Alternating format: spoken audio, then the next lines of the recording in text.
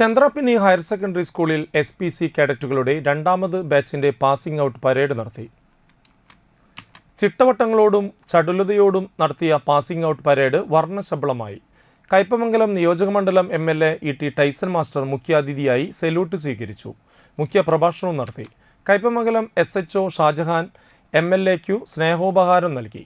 CPO Biju Mohan Babu, ACPO Neethu VS, Gireesh KR, grama panchayat president TK Chandrababu, vice president Shailaja Raveendran, PTA president advocate VK Jyothi Prakash, principal PK Sreejesh, headmaster KS Kiran, SPC ADN O Joy, PTA vice president AV Pradeep Lal, MPTA president Preethi Vijesh, administrator Anilkumar KM, unaided principal VB Sajith, KS Bindu, Shari Santhosh, Sheeja KS എന്നിവർ സന്നിധരായിരുന്നു.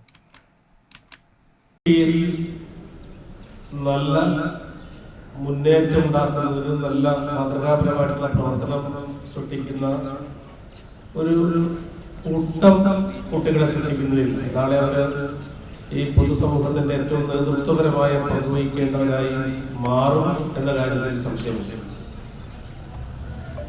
നമുക്കറിയാം, student police കാഡറുള്ള SPC വരുമ്പോൾ